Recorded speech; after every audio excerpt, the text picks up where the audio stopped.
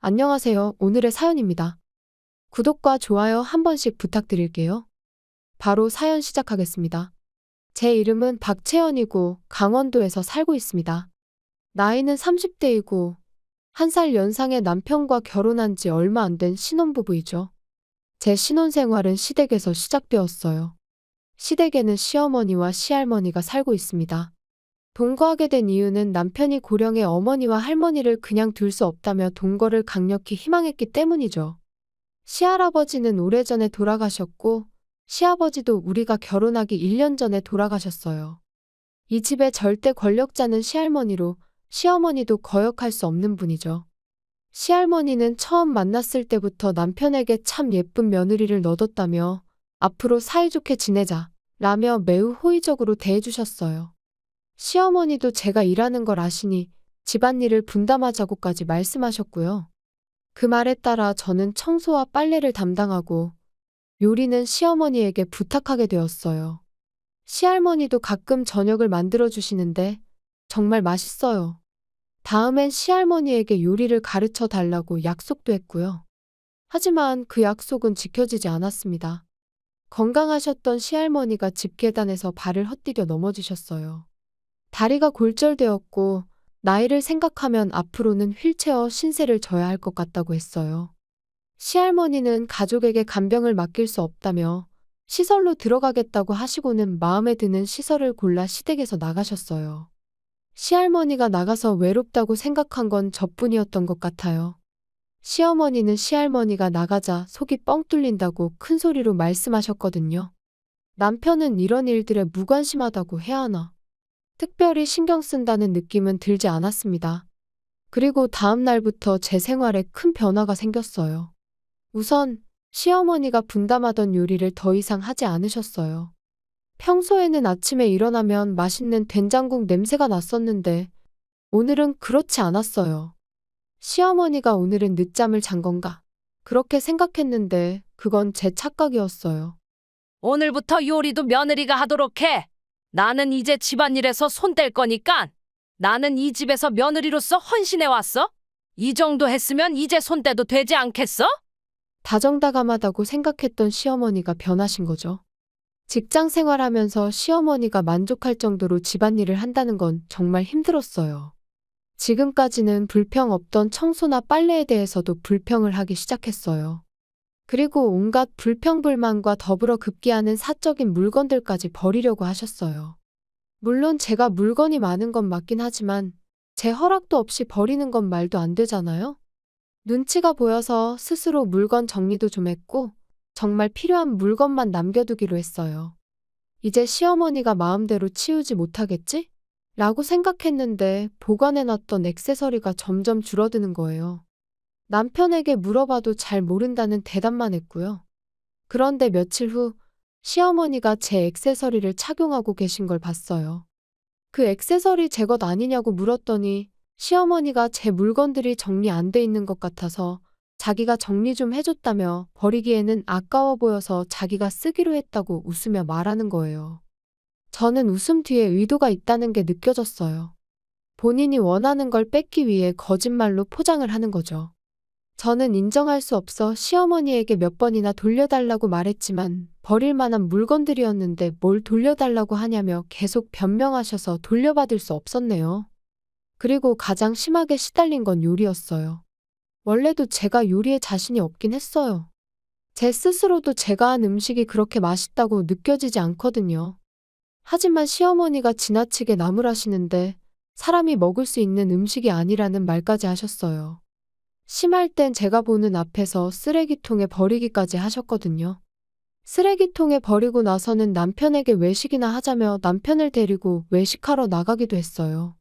남편도 중간에 껴서 힘들겠지만 그래도 제 남편이니 조금이라도 절 감싸줬으면 좋으련만 아무 말 없이 시어머니의 말을 따르고 있는 거예요. 그리고 외식을 가기 전에 저만 들리도록 엄마가 싫어하거나 엄마 입맛에 안 맞을 만한 음식은 만들지 말라고 작게 중얼거리며 나갔고 혼자 남겨진 저는 남은 음식을 쓸쓸히 먹을 수밖에 없었어요. 오히려 평소보다 더 잘 만들어서 맛이 없지 않았는데 속상했습니다.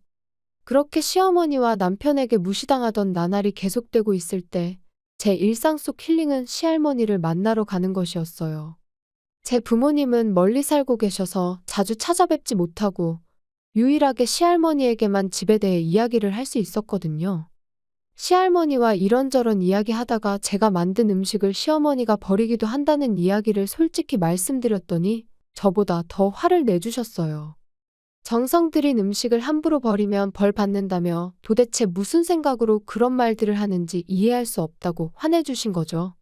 그리고 제 편을 들어주지 않는 남편도 함께 욕해주셨어요. 저보다 더 화내주시는 시할머니를 만나니 힐링되는 기분이었습니다. 그리고 시할머니께서 가장 자신 있고 다들 맛있어하는 요리들을 알려주시겠다며 제게 레시피를 받아 적으라고 하셨고 저는 5개 정도의 요리를 받아 적었어요. 모두 쉽게 만들 수 있는 요리였고 너무나도 감사했어요. 그날 저녁에 저는 시할머니가 알려준 레시피로 바로 만들어 보았어요. 시어머니는 조금 놀란 듯한 표정을 지으며 맛있다고 하셨어요. 시할머니가 해주시던 맛과 비슷하다며 너무 맛있게 드셔서 시할머니에게 감사함을 느꼈어요. 그렇게 몇 달이 지나니 청소나 빨래로 잔소리 듣는 일도 거의 없어지고 요리도 점점 자신감이 붙어 나름 맛있다는 평도 받기 시작했어요. 나름대로 인정을 받는구나 하며 스트레스가 점점 줄어갈 무렵 저는 조금씩 또 다른 문제들을 느끼기 시작했어요. 그건 제가 시어머니에게 말을 걸어도 대답을 해주시지 않는 거예요. 그건 남편도 마찬가지였어요. 제가 어떤 질문을 해도 대답을 하지 않거나 싫다고만 하는 원론적인 대답만 하더라고요. 전혀 제 이야기를 듣고 있다는 느낌을 받을 수 없었어요. 그런 상태가 일주일이 지나고 나서야 저는 비로소 깨달았어요. 지금 내가 무시당하고 있구나. 투명인간 같은 존재가 된 거구나. 저는 반발심에 집안일도 대충 하고 바닥에 쓰레기도 흩뿌려 놓고 무언의 시위를 했어요. 저를 그저 가정부로만 취급하는 걸 절대 용납할 수 없었거든요. 이 일을 몇 번이나 시어머니에게 상담도 해봤지만 그때마다 그런 건 스스로 해결하라고 하더라고요. 저는 뾰족한 해답을 찾지 못한 채 무시당한 지 1년이 지나가 버렸어요. 요즘은 있어도 그만, 없어도 그만인 투명인간 같은 취급에 완전 익숙해져 있어요. 왜 이혼하지 않고 계속 사는지 저도 잘 모르겠지만 아마도 이 나이에 이혼녀가 되는 게 두려웠던 것 같아요. 저는 그런 와중에도 시할머니를 만나러 가는 일은 계속했어요.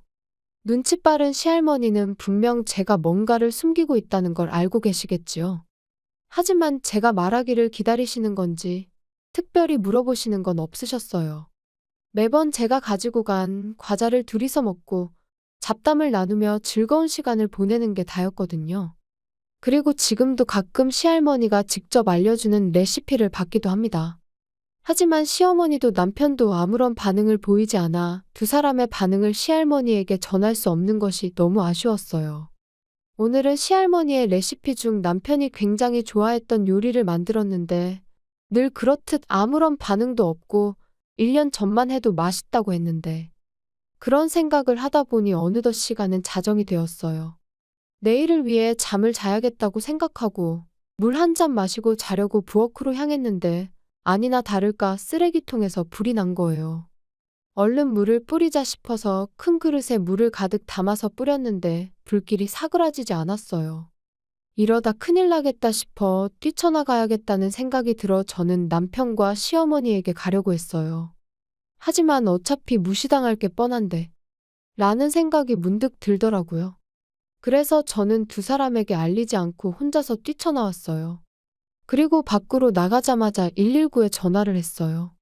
소방관이 금방 올 거라고 했지만 이웃 주민들에게 불이 났다고 알려주며 돌아다녔어요.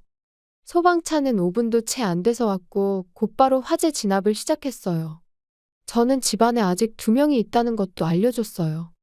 그동안 저를 무시하던 두 사람에 대한 제 나름대로 배려라고 생각해 주셨으면 하네요. 먼저 부엌에서 가까운 방에서 자고 있던 시어머니가 구조되었어요. 시어머니의 얼굴에 큰 화상을 입은 걸 볼 수 있었어요. 그 다음에는 작은 방에서 자고 있던 남편이 구조됐어요. 연기를 많이 마신 탓인지 휘청이고 있었지만 눈에 보이는 큰 화상은 없어 보였어요. 어쩌면 뜨거운 공기를 많이 마셔 목에 화상을 입었을지도 모른다는 생각이 들었고 두 사람 모두 구급차에 실려 인근 종합병원으로 옮겨졌어요. 저는 어떻게 해야 할지 고민됐지만 화재가 진압되는 걸 지켜보기 위해 그 자리에 남아있기로 했어요. 그리고 시할머니에게 불이 났다고 문자를 보내놓았고요. 불은 1시간 후에 완전히 꺼졌어요. 시댁은 불에 탔지만 이웃집으로 옮겨붙지 않아 다행이었어요. 그런데 도대체 왜 불이 난 걸까? 저는 계속 생각해 봤어요. 쓰레기통에서 불이 난 건 확실해 보였거든요. 혹시 저는 의심 가는 게 하나 떠올랐는데 그건 금연한다고 생각했던 남편이 다시 담배를 피울지도 모른다는 거였죠. 게다가 들키지 않으려고 밤에 몰래 피고 쓰레기통에 꽁초를 넣은 게 문제였던 것 같아요. 소방관들에게도 남편이 담배를 피운다는 걸 알려줬고요. 다음 날, 드디어 저는 시어머니와 남편이 있는 병원으로 향했어요. 시어머니는 역시나 뺨에 큰 거즈를 붙이고 있었는데 분명 화상을 입은 것 같았어요. 남편은 여기저기 작은 화상은 있었지만 시어머니처럼 눈에 띄는 화상은 보이지 않았어요. 남편이 입을 열었어요. 어떻게 너 혼자만 대피할 수 있어? 불이 났을 때 바로 알려줬으면 이렇게까지 다치지 않았을 거 아니야. 맞아. 내 얼굴에 큰 화상 자국이 남을지도 모른다는데 앞으로 어떻게 살아야 해? 이거 다 네 탓이야. 오랜만에 대화를 해보나 했는데 그저 저를 비난할 뿐이었어요. 저는 두 사람을 향해 이렇게 말했어요. 두 사람 다 절 평소에는 그렇게 무시하더니 내가 하는 말에 언제 신경이나 썼다고 그래요? 게다가 119 부른 건 저예요. 평소에 당신들을 생각하면 부르기도 싫었지만 불러준 것만 해도 고맙게 생각해요. 제 말이 끝나자 시어머니는 불이라고 했으면 무시하지 않았을 거라며 흉터 생기면 다 책임지라며 저를 절대 용서하지 않을 거라고 하더라고요. 시어머니는 1년 동안 쌓인 결과가 이거라는 걸 모르는 것 같았어요. 만약 입장 바꿔서 자기가 1년 동안 계속 무시당한다면 어떤 기분이 들지는 전혀 상상도 못하는 것 같기도 하고요. 시어머니는 아직 할 말이 많은 것처럼 보였지만 모두의 말을 끄는 건 시할머니였어요. 제가 보낸 문자를 보고 병원으로 오신 것 같았어요. 예상치 못한 인물의 등장에 시어머니와 남편은 당혹스러워 하더라고요. 시할머니는 시어머니와 남편에게 그동안 집에서 일어난 일에 대해 사과할 게 있으면 사과하라고 호통쳤지만 시어머니와 남편은 아무 일도 없었다며 사이좋다고 뻔뻔하게 대답하더라고요. 화가 난 시할머니는 동네 사람들에게 들은 게 있는데 남편 보고 바람 피우는 거 다 알고 있다고 하더라고요. 저를 무시하기 시작할 즈음부터 저보다 어린 여자와 바람 피우기 시작했던 거고 불륜으로 이혼하면 금전적인 문제가 생기니 저 스스로 이혼을 원하도록 투명인간 취급을 했다는 거였죠. 도대체 이렇게 자세한 정보를 준 동네 사람이 누군진 모르겠지만 시할머니의 정보력에 감탄했어요. 그리고 시할머니는 아는 변호사가 있다며 저에게 아무 걱정도 하지 말라고 하시더라고요. 변호사 이야기까지 하시는 거 보니 확신하시고 말씀하시는 것 같았어요. 저는 시할머니의 조언에 따라 이혼하기로 결심을 했고 소개받은 변호사를 통해 외도로 인한 합의이혼 절차를 진행하기로 했어요. 다행히 변호사분의 도움으로 어렵지 않게 남편에게 위자료도 받게 되었어요. 남편은 드라마틱한 로맨스를 꿈꿨겠지만 저와의 이혼 과정에서 결국 그 상간녀와 헤어지더라고요. 집에 불이 난 것도 물론 한몫했겠지만요. 그리고 시간이 흘러 화재 원인은 담배꽁초였던 게 밝혀졌어요. 남편 스스로가 자초한 일이 된 거죠. 그리고 둘은 함께 살던 동네를 떠나 다른 지역으로 이사갔어요. 소문에는 시어머니는 얼굴에 화상 자국 때문에 집 밖으로 안 나간다고도 하더라고요. 나름 벌 받는 것 같아서 속이 후련하기도 합니다. 이혼한 뒤 저는 마음이 많이 긍정적으로 바뀌었어요. 지난날 왜 그런 결혼 생활을 계속했는지 의문이 들 정도로 정말 예전과는 다른 삶을 살고 있거든요. 친구들도 전보다 더 활기차 보인다고 말할 정도로 지금이 행복합니다. 이런 기회를 주신 시할머니께 정말로 감사하고 지금도 시할머니가 계시는 시설에 자주 방문하고 있어요. 앞으로는 주도적으로 제 인생을 살아보려고 합니다. 시청해주셔서 감사합니다. 그럼 다음 영상에서 다시 뵙겠습니다.